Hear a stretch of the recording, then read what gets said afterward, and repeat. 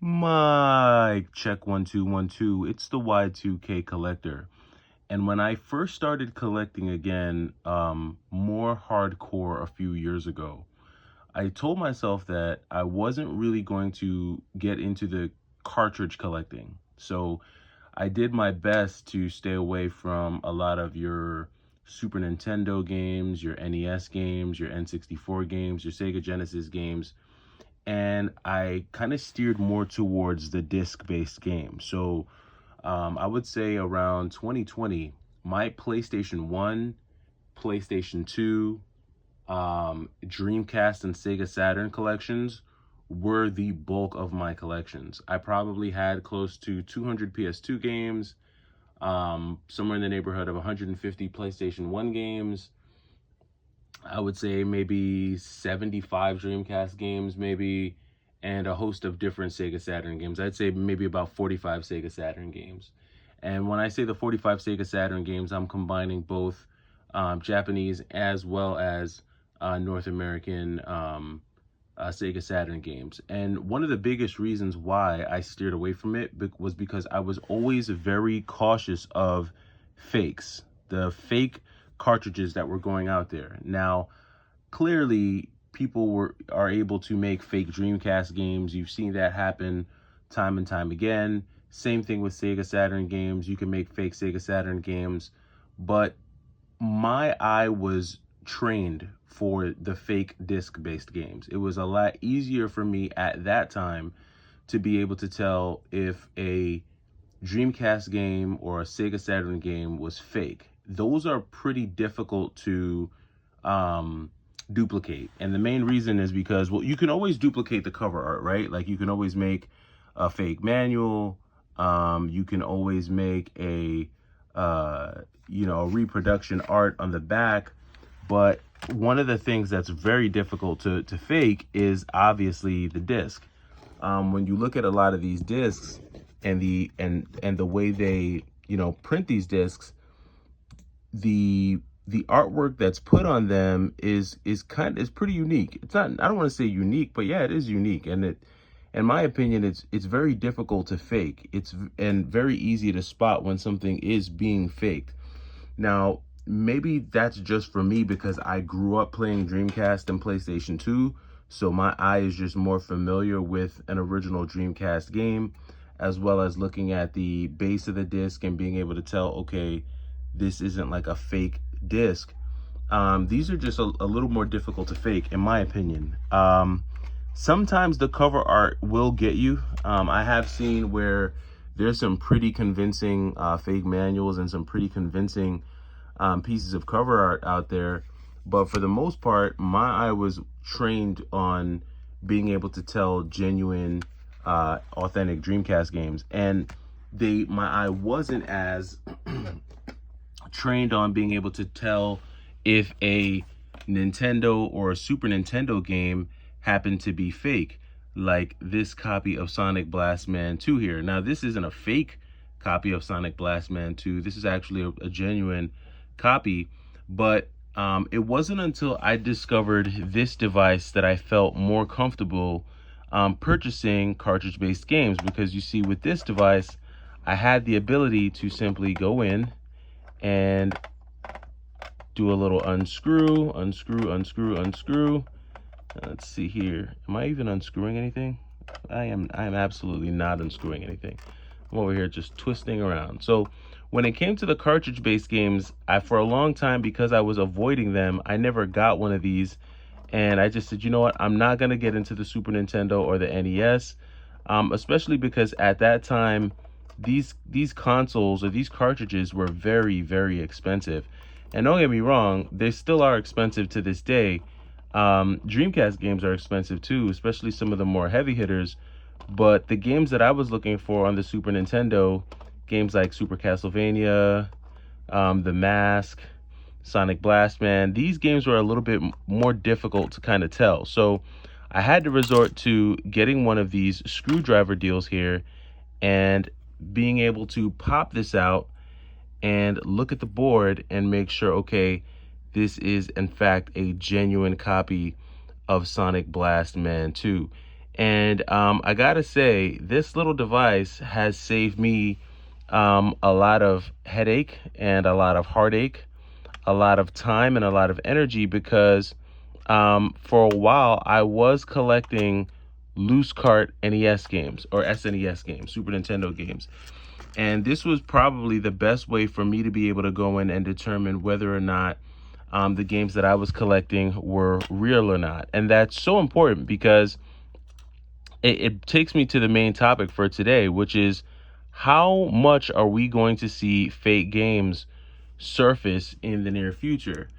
And if you were to ask me, I would say I think we're going to wind up seeing this a lot more.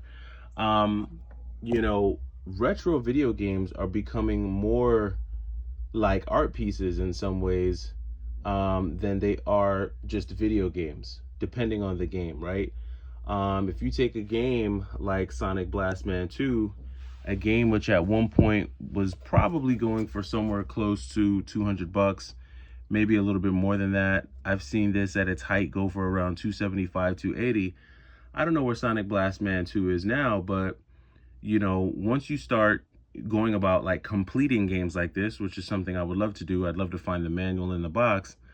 These games start to reach into the thousands of dollars when it comes to value. And if you think about it, some of the video games that you own, depending on the types of games that you own, there are video games out there that are worth more than jewelry, worth more than diamond rings, worth more than, chains. There are some video games out there that are worth more than the car you're driving, right? And so when you start to see values like this shoot up and increase that rapidly, you're going to find bad actors in the industry. And by bad actors, I mean you're going to find the folks that are looking to take advantage of folks by extracting value, dollars and cents, for games that are worthless. And a good example of that would be, I don't think I have it near me. Where is it? Do I have it near me? Let me see if I can find it. Okay, here we go. So a good example of that would be this guy right here. So here is my copy of Hagane. Now Hagane, this copy of Hagane is obviously a fake. It's not real. It's not authentic. But I really, really wanted to play Hagane. And I told myself, you know what? Yeah, I'd love to get the real thing, but because I really, really wanted to play Hagane, I said, you know, I'm gonna go ahead and get this fake version of Hagane here, and I'm going to have a blast. And I was playing this thing like non-stop when I first got it, just because Hagane is a very fun game. But Hagane is one of those situations where a very fun game is actually also a very rare game. And whenever you have that combination of fun and rarity, that is just a absolute recipe for price inflation. I'm trying to see if I can get this unscrewed here so I can show you what this motherboard looks like. So and that's what I decided to do, because when it comes to this game here, Hagane, this game right now, loose cart, goes for upwards of, 800 bucks or so. If you try to get it complete in box, I've seen where copies of Hagane complete in box are going for, 5,000. I've seen in some cases 10,000. And when you start looking at numbers like that, it becomes very easy to see why folks would start to try and fake these games. And so you can see here with this copy, this fake copy of Hagane, you can see the clear difference in the motherboard, right? So this is clearly a fake copy, no Nintendo logo. The green is just definitely off. This is like some type of replacement chip here. I don't even know where this chip came from. Now, don't get me wrong. The game plays amazing. It plays awesome, but it's just not real, right? And so I guess that's where we kind of have to start asking ourselves, like, does it matter? I guess that's where it boils down to, are you a collector that likes to play games, and the priority is playing games? Or are you a collector where, it matters to you to really have the real thing? Now, this is a good looking fake.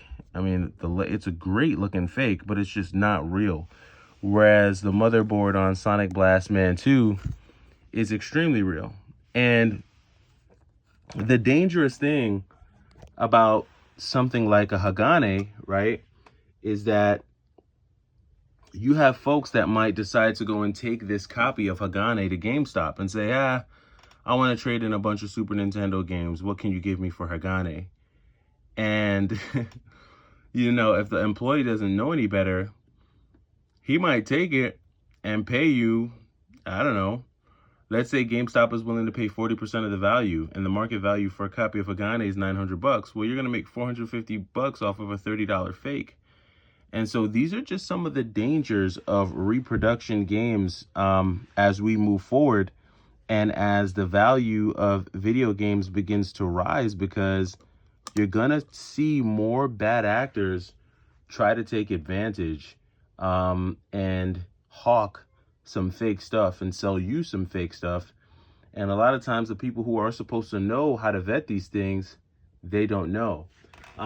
So it's really, really important. I've mentioned it on my channel before. It's very, very important if you are going to collect cartridge-based games to get yourself one of these, because it could save you a lot of heartache when it comes to purchasing more rare and expensive Super Nintendo games. And I would really only break this out if you are going to buy a rare or expensive or highly sought after game.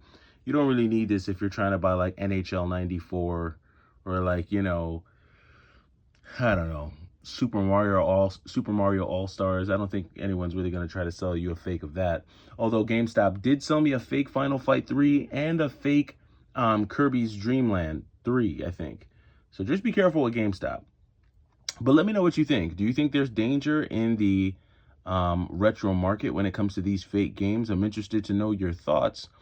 It's the Y2K Collector. It is hump day. Hopefully you've had a great day and you are enjoying the week. We're only a couple days away from the weekend, and I cannot wait. I think this is going to be the first normal weekend for me in a few weeks.